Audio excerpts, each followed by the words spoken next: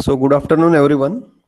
In today's session, we will be continuing with our module number 5, which is related to the project monitoring and controlling activity using earned value analysis. In the yesterday's session, we have dealt with some of the fundamental concepts related to planning, monitoring, and controlling cycle. Then we have understood the process of engaging project stakeholders. Then what is the concept of project team management? What are the inputs, tools, techniques, and outputs for project team management? Then project meetings, communication and project meeting. So these were the points we have discussed in the previous session. So today we are going for the next part, which is the actual contents which are given in our syllabus. So the syllabus requirement for this particular module is understanding the earned value analysis or earned value management for any particular project. So this is a diagram. This particular diagram is giving the various parameters.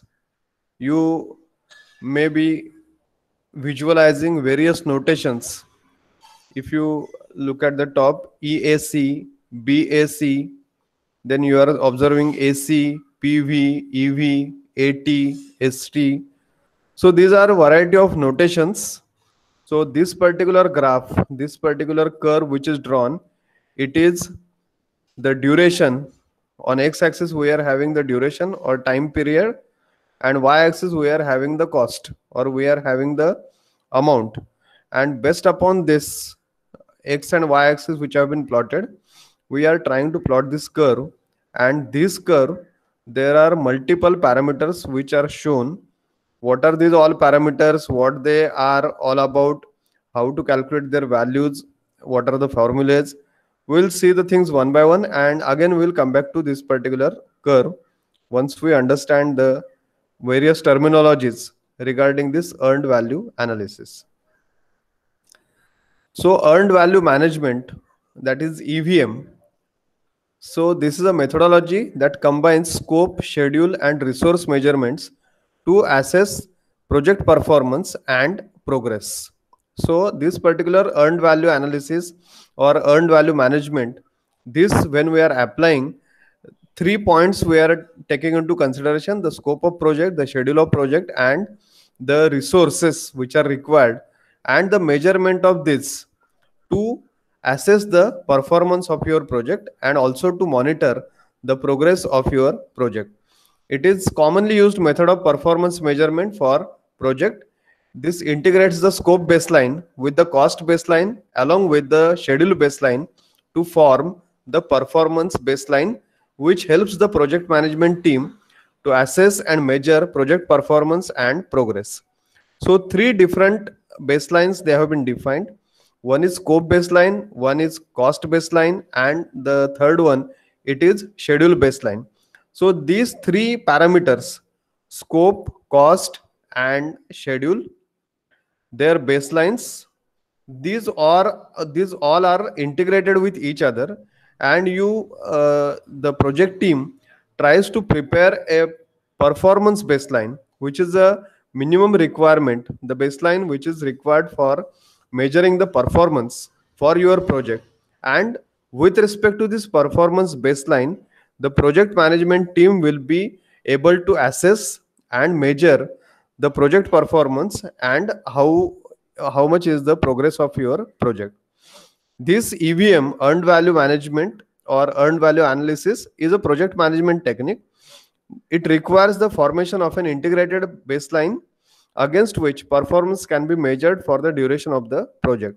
So any point of time, if you want to check whether our project is performing well or not, then the performance of your project, the completion of work, the amount of money which is actually expended to complete that particular work, the scope whatever has been defined, and the actual work which is completed. So these all things can be measured, these all things can be mapped with the integrated baseline of cost, schedule, and scope. and then we will come to know what is the exact status of that particular project. The principles of earned value management, they can be applied to all projects in any industries. So it is not like these earned value analysis or earned value management, they are defined for specific projects.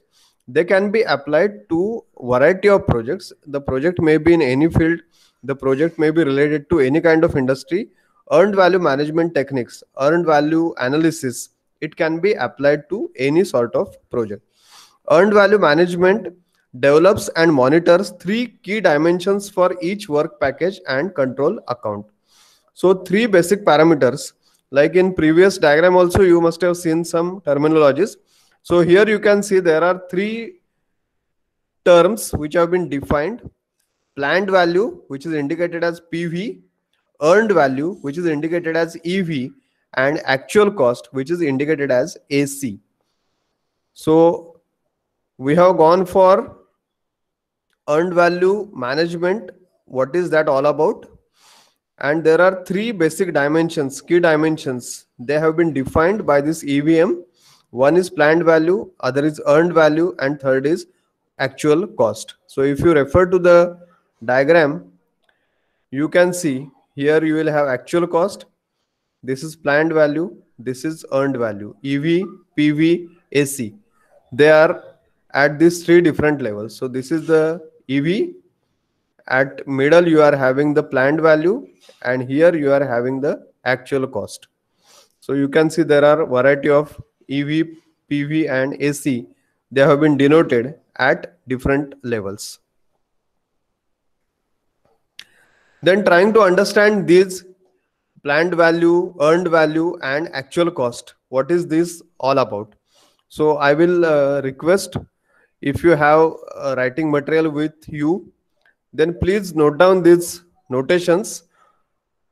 What do you mean by PV? What do you mean by EV? What do you mean by AC? Because sometimes in future, in further slides, it will be only mentioned in the abbreviated format. So you must know what that is all about. When I say EVM, it is earned value management. When I say EV, it is earned value. When I say PV, it is a planned value. And when I say AC, it is the actual cost. So PV, EV, and AC, these are three very important notations which will be useful in this earned value management or earned value analysis. So trying to understand the first terminology, which is planned value.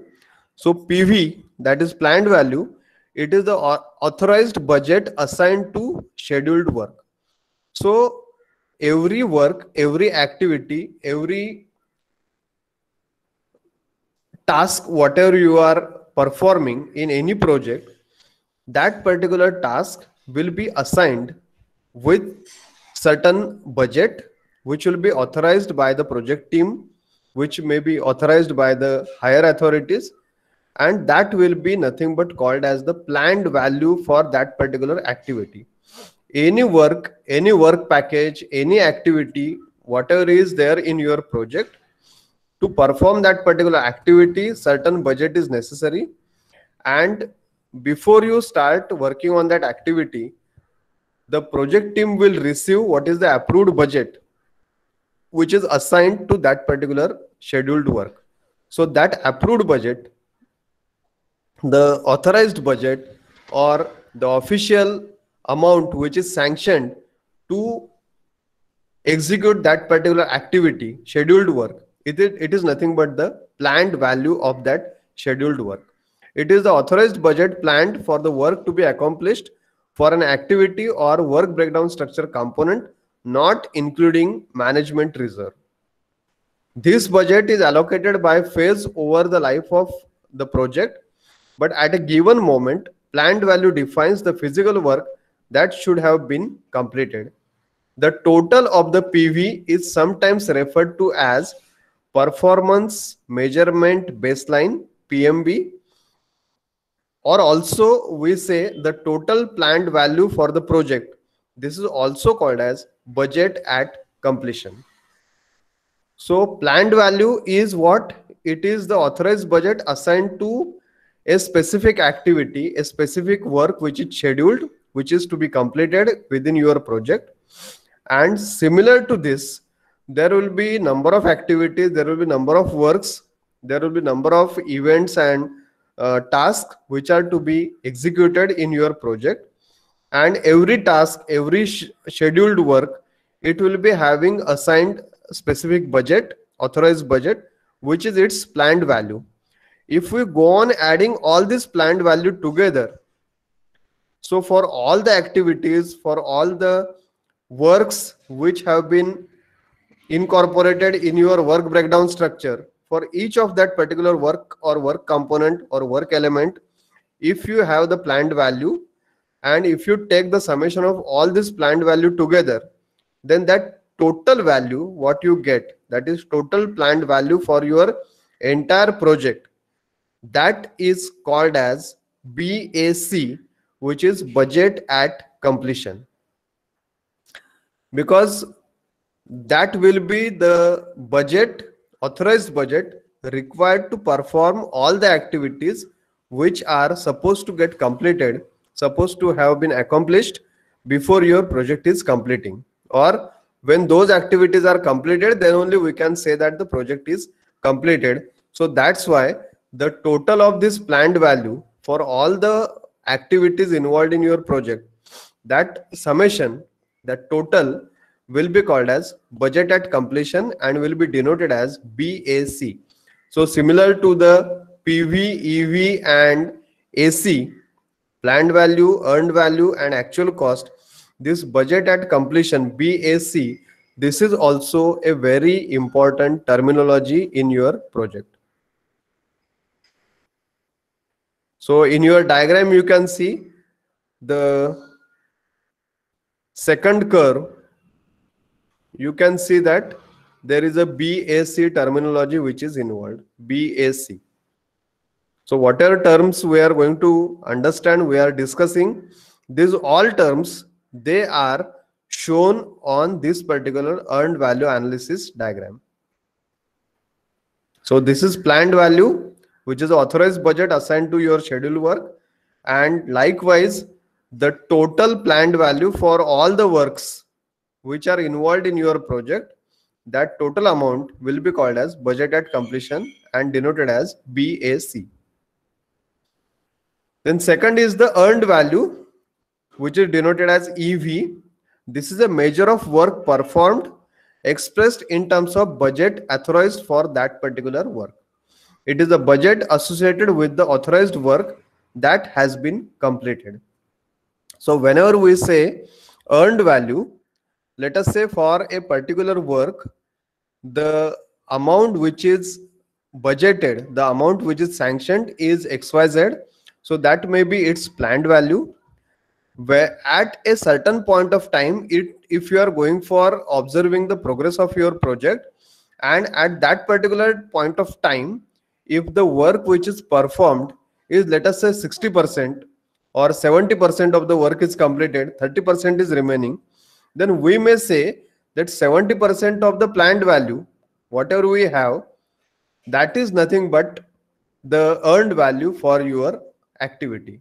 So it is nothing but the measure of work which is performed, but it is expressed in terms of the budget which is authorized for that particular work. So if the budget is XYZ and 70% of that particular work is completed, then 0.7 into XYZ, that may be the earned value for your project at that point of time. So it is the budget associated with authorized work that has been completed.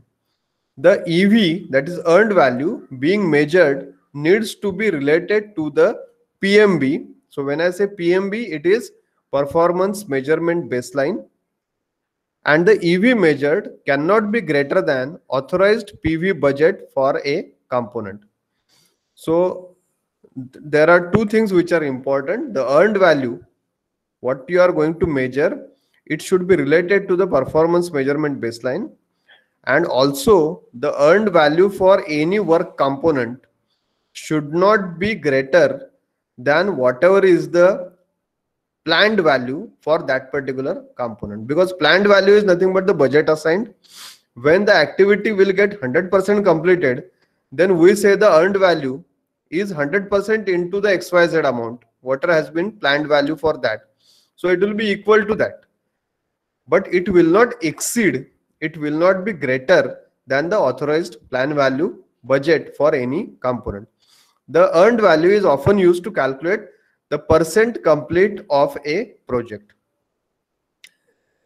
Progress measurement criteria should be established for each work breakdown structure component to measure work in progress.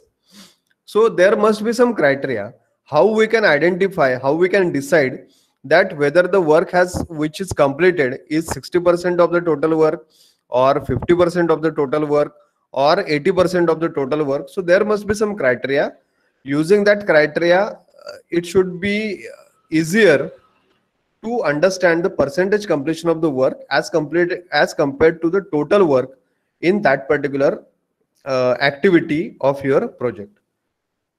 Project managers monitor the earned value both incrementally to determine the current status and cumulatively to determine the long-term performance trends.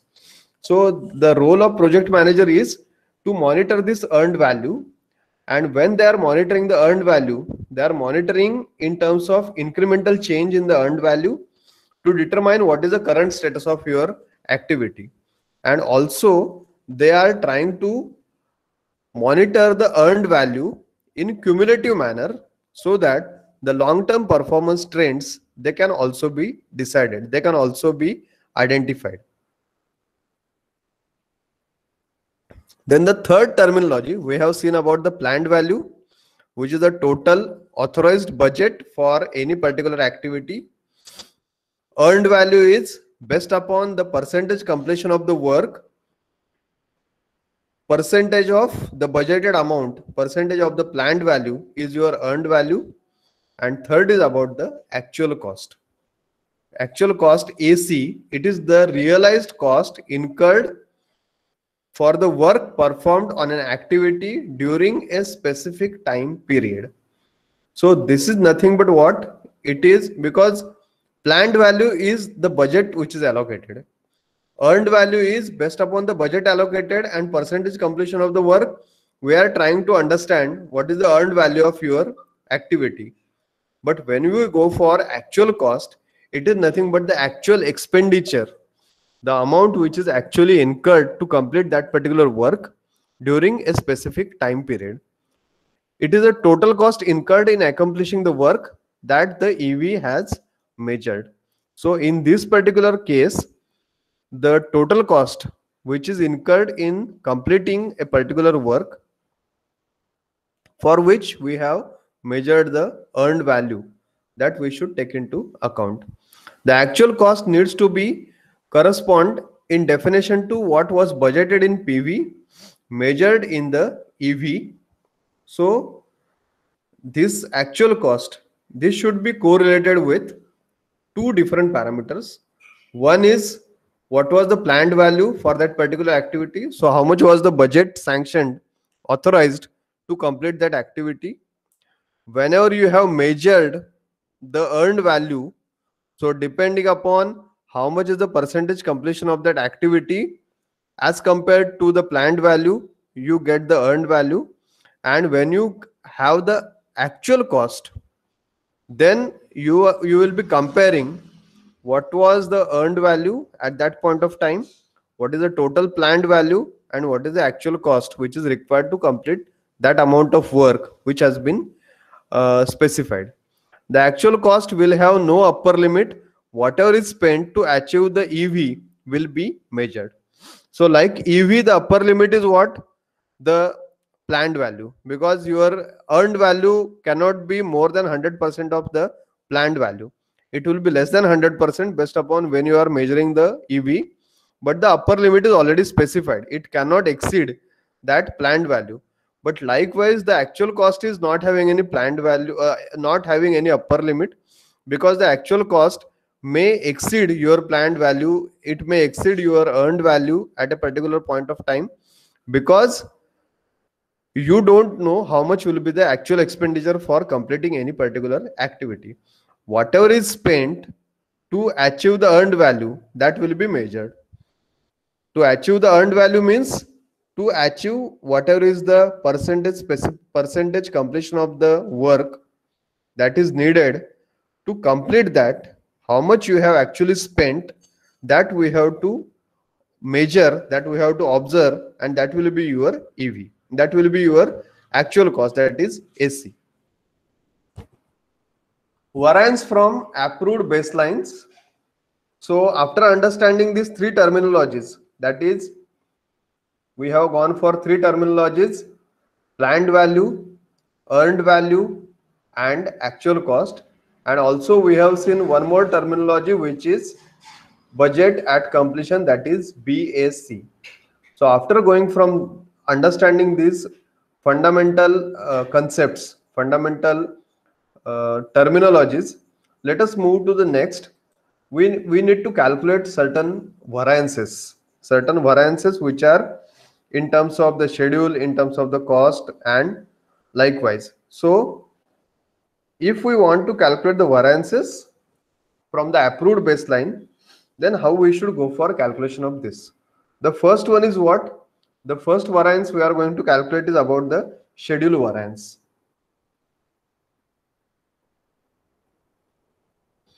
This particular schedule variance, which is denoted as SV, it is a measure of schedule performance expressed as the difference between earned value and the planned value. So at any point of time, if you are going for calculation of the schedule variance, we go for the difference between earned value and planned value. It is the amount by which project is ahead or behind the planned delivery date at a given point of time. It is a measure of schedule performance on a project. It is equal to the earned value minus planned value, that is EV minus PV. The EVM schedule variance, it is useful metric as it can indicate when a project is falling behind or is ahead of its baseline schedule. The EVM schedule variance will ultimately equal to 0 when the project is completed, because all of the planned values will have been earned.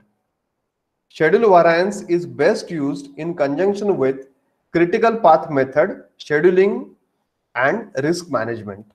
So the equation for this, you may note down this equation: the schedule variance SV, that is equal to EV minus PV, that is earned value minus the planned value.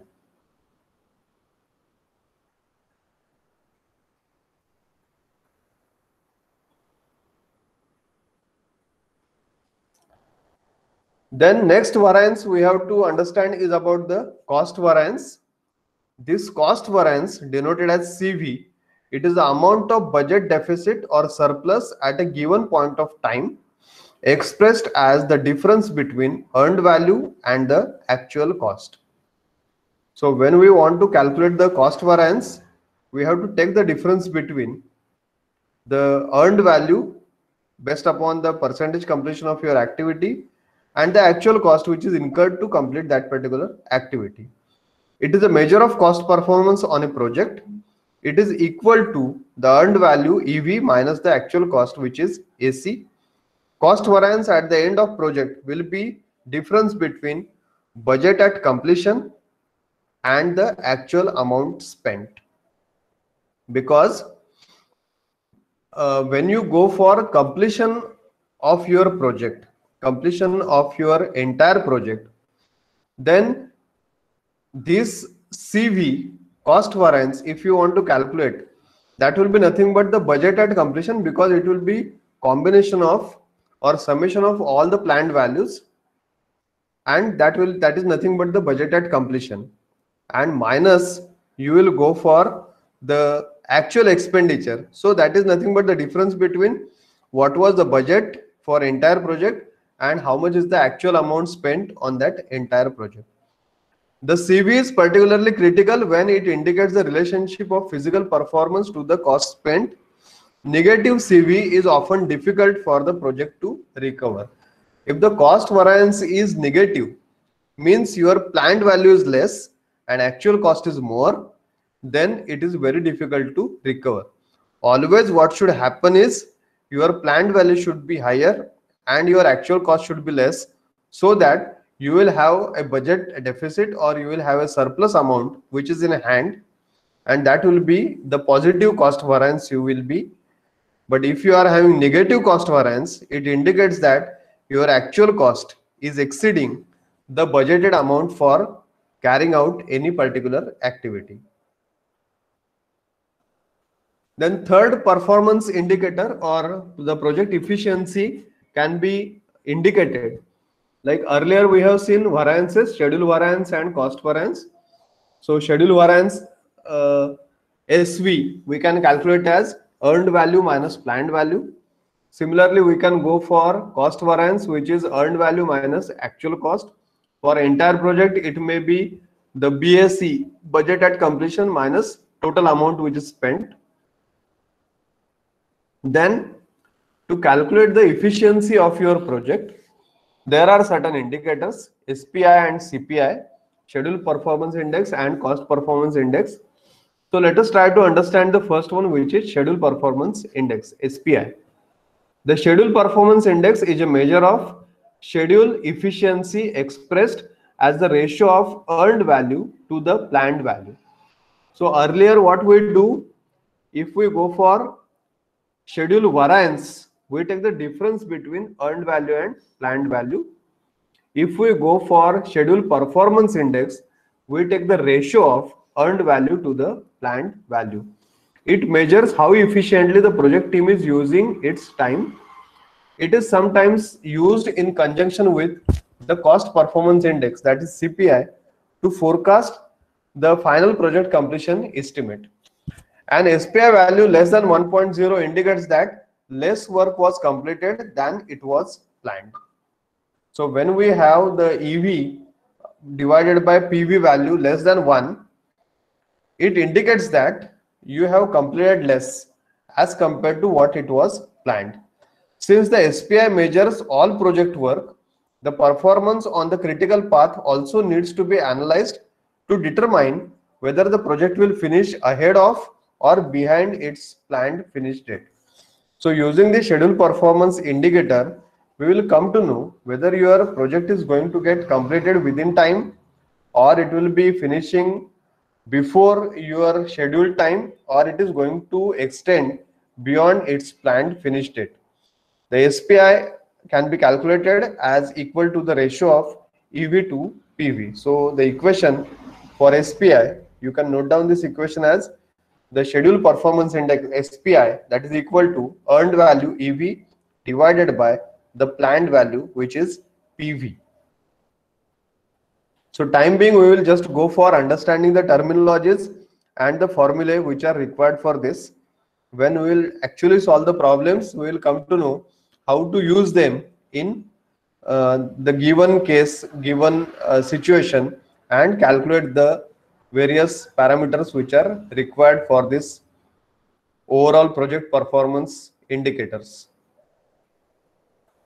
The second performance indicator or efficiency indicator is cost performance index, CPI. The cost performance index, it is a measure of cost efficiency of budgeted resources expressed as a ratio of earned value to the actual cost. So again, if you check the formula for cost variance, it is earned value minus actual cost. When we go for cost performance index, we take the ratio of earned value to the actual cost. So simply we have to keep in mind, when we calculate the variance, we are taking the difference, and when we calculate the performance index, we take the ratio. So what we have to understand and remember is, for schedule, two things which are important are earned value and planned value, and for cost, the important terminologies are earned value and actual cost. If variance is to be calculated, take the difference. If performance indicator is to be calculated, take the ratio.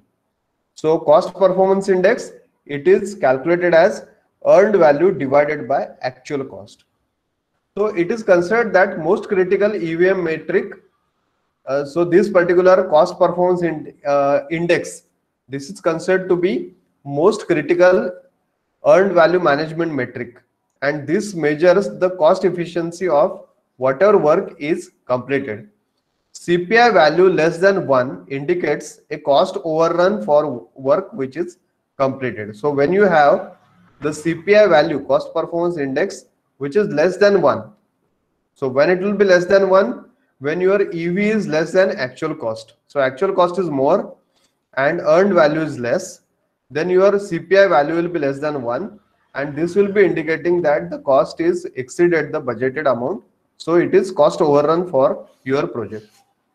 A CPI value greater than 1.0 indicates the cost underrun of performance to date.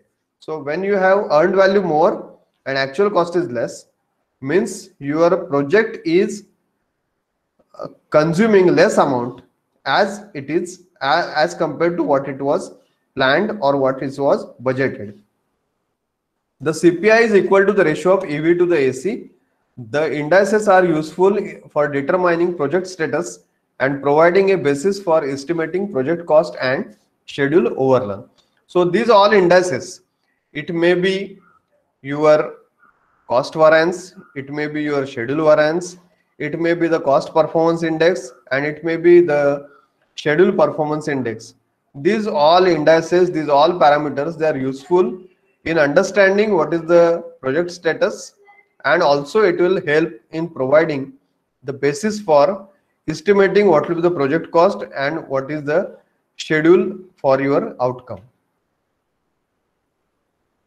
This is a kind of S curve similar to what we have seen earlier.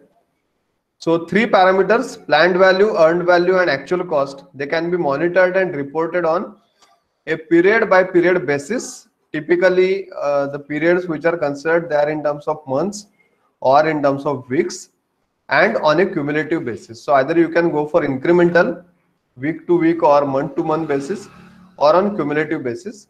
The figure shows S curve to display the earned value data for a project that is performing over budget and behind the schedule. So you can see there are different lines which are indicated. So the central line, the line which is drawn complete dark, which starts at origin and finishes at BAC. So BAC, this entire curve is what? This is a planned value curve. So for each and every activity, if you go on accumulating the budget which is for that particular activity plus budget for the previous activities, the curve will go on increasing, and finally the summation of all the planned activities, planned values, the final value is BAC, that is budget at completion. So we have seen this budget at completion, which is nothing but total planned value for your project. So that is depicted in this particular diagram.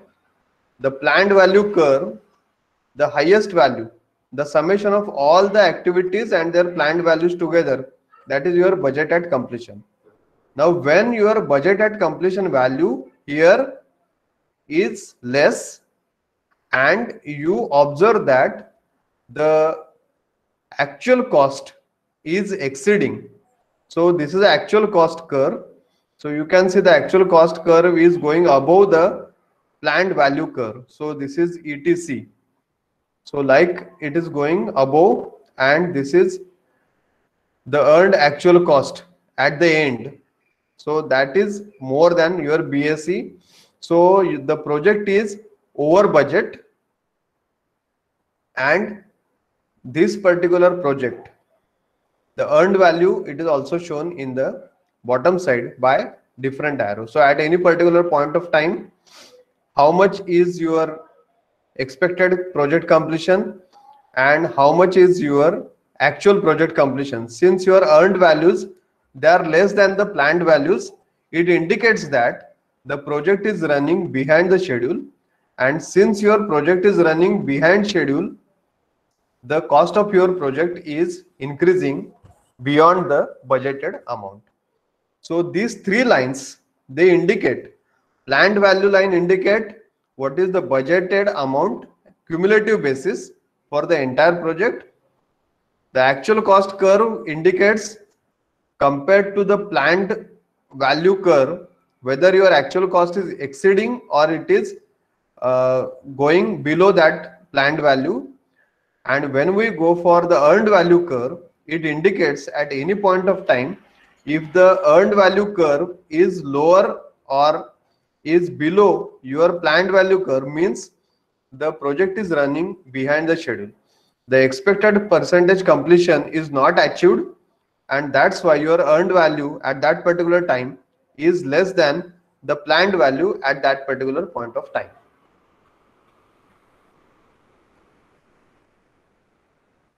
Then the further part which is to be discussed. So this, whatever terminologies we have considered, they are very, very important. We will again go back to the numerical part and try to calculate the values for this all. So earned value management consisting of three different terminologies: planned value, earned value, actual cost. These are the descriptions and definitions of planned value, earned value, and actual cost. Then schedule variance, SV, cost variance, CV. Schedule and cost variance, they are nothing but difference of EV and PV, and for cost variance it is difference of EV and AC. And when we go for the schedule performance index and cost performance index, it is nothing but the same terminologies, only instead of difference we have to take the ratio. So EV upon PV is SPI and EV upon AC is your CPI. And then this is the curve. If you try to plot the curve for time versus the cost, and you try to represent the planned value, actual cost, and earned value on this particular diagram, then this curve we call it as S curve. Then 2 points we have to go for understanding, 2 or 3 points which are more. They are not actually defined or given in the syllabus, but they are related to this project monitoring and controlling part. So we will be just rushing through this particular 3 point: change request, scope creep, and project audits. Okay.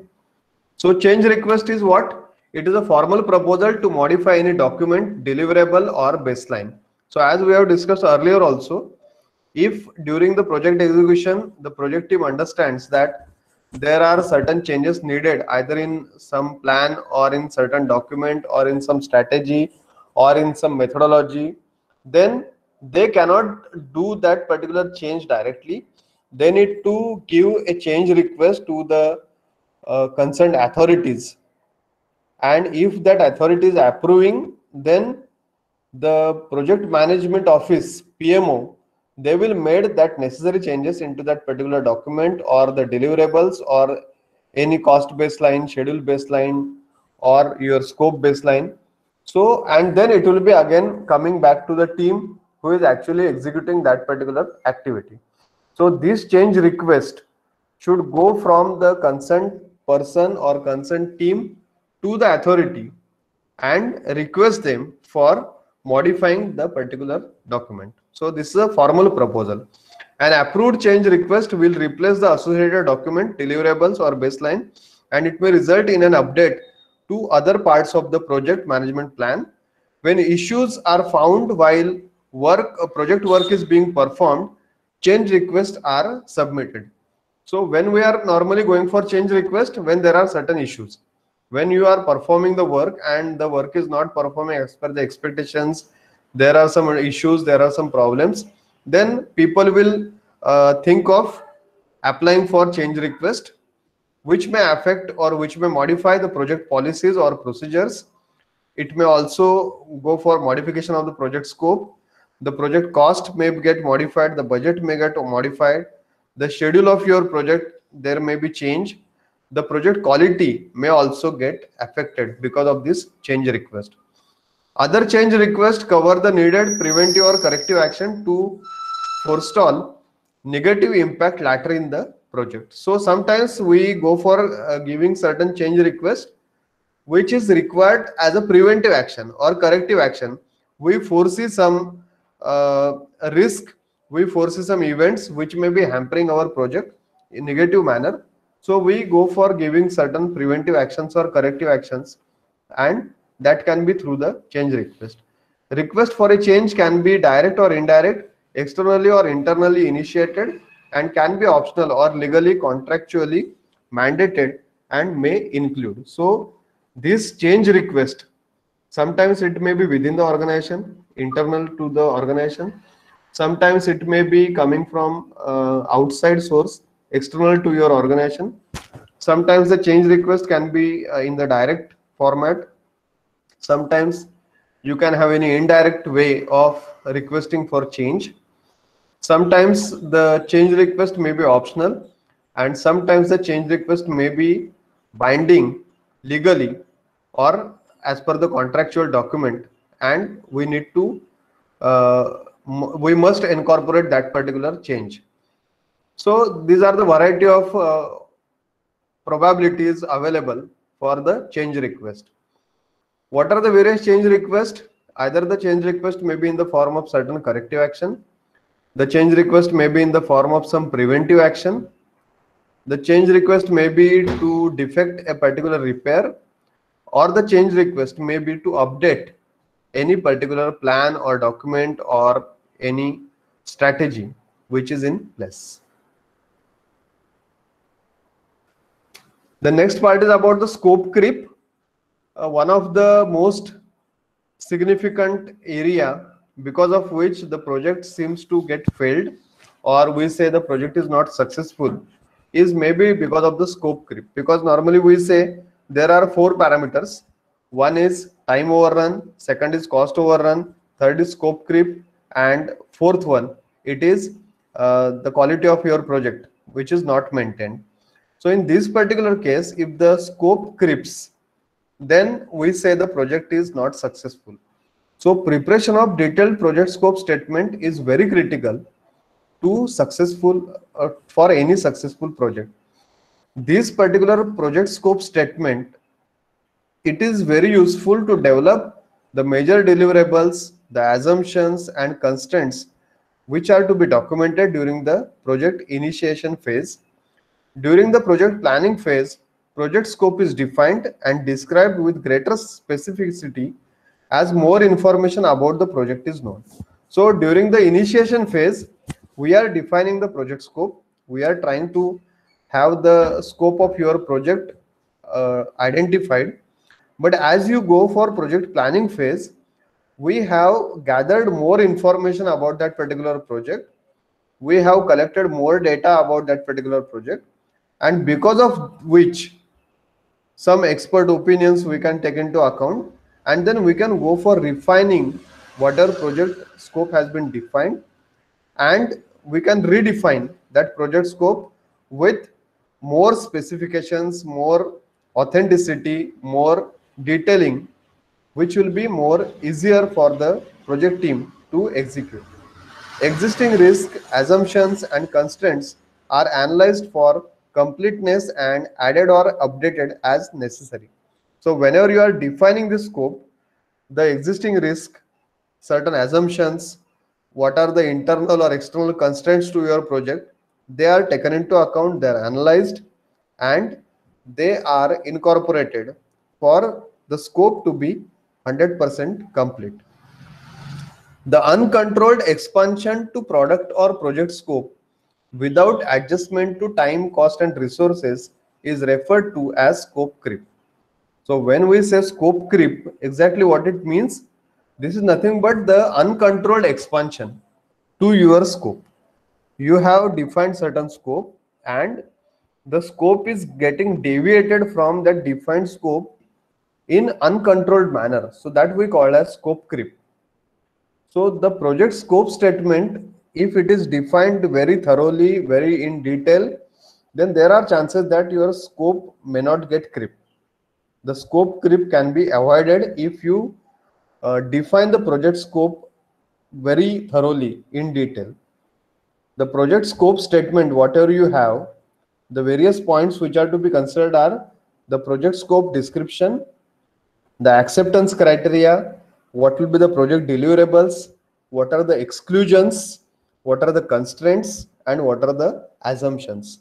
So if all these points are taken into consideration when you are defining the project scope statement, or when you are documenting your project scope statement, then there are chances that hardly you will have a situation that the scope creep will occur. But if there is no proper attention paid to development of the project scope statement systematically in structured way, then there are chances that the scope creep can come into picture in your project. Project audits, the because as we are discussing about the monitoring and control, whether your project has performed as per the requirement, as per the specifications, as per the planned thing or not, if I want to cross check, if I want to understand, then there must be some audit, there must be some evaluation, there must be some cross checking of the entire processes what they have been conducted. Like there are the people who are in finance specialization, they must have heard the word as financial audit. So when there is financial audit, what they do is over the entire financial year, what are transactions in terms of financial transactions they have been made, either you are getting some money or you are expending some money, each and everything it is cross checked, whether for each and every transaction there is a proof or not, from where it has come, why it has come, how it has come, each and everything. Or there are certain entries in your accounting statement which doesn't have any support, so then there will be query in your financial audit.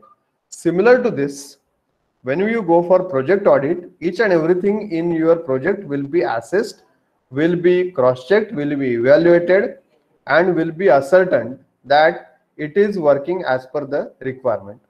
So the primary function of the project management office, PMO, is to support the project manager by monitoring compliance with project management standards, policies, procedures, and templates by means of project audit. So when the project audit will be conducted, in project audit conduction, it will be ensured, it will be ascertained that the project management standard, policies, procedures, templates, whether they are followed or not in your project, and this will be ensured by the project management office, and they will be supporting the project manager to evaluate, to monitor this particular project audit.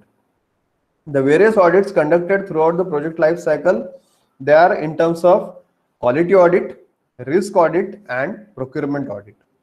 So when we say about the quality audit is structured independent process to determine if project activities comply with the organizational and project policies, processes, and procedures. So every project, it has got certain quality policy. Every organization, it has got a specific quality policy. So whatever activities you are undertaking, whatever activities you are executing, whether those activities, those particular processes, they are complying with the organizational and project quality policies, procedures, and processes or not, that will be ascertained in quality audit. When we go for risk audit, this will be examining and documenting the effectiveness of risk response in dealing with the identified risk and the root causes, as well as effectiveness of the risk management process. So when the risk audit will be conducted, the first and foremost thing what it will be ensured will be, for each identified risk, there will be certain risk response planned, how effectively that risk response is working on that identified risk, and how the root causes of that risk, they are also taken care in that response, that will be evaluated. Also it will be cross checked whether your risk management process is effective or not, whether it is efficient or not. That is all about your risk audit. The project manager will be responsible for ensuring risk audits are performed in appropriate frequency as defined in project risk management plan. So when you prepare the project risk management plan, there will be defined frequency. After that interval of time, the risk audit has to be conducted to ensure that whatever risks are occurring, they are responded, and whatever responses you are offering, they are efficient enough they are effective enough to mitigate, to minimize the effect of that particular risk. Third type of audit is about the procurement audit. It is structured review of procurement process originating from plan procurement management process through control procurement. So in procurement management, we have planning procurement management to controlling procurement management or controlling the procurements. And what is happening between planning the procurement to control the procurement, each and everything we have to cross check, and that is all about your procurement audit. The objective of procurement audit is to identify the successes and failures that warrant recognition in the preparation or administration of other procurement contracts on the project or on other projects within the performing organizations. So when you go for procurement audit, normally the procurement audit will be conducted to ensure whether your suppliers, whether your vendors, they are performing, they are satisfying the requirements or not, whether the contract which is made between you and the supplier is successful or not. And this may not be only with respect to your own project, but the same supplier may be supplying the material or resources to other projects for your organization.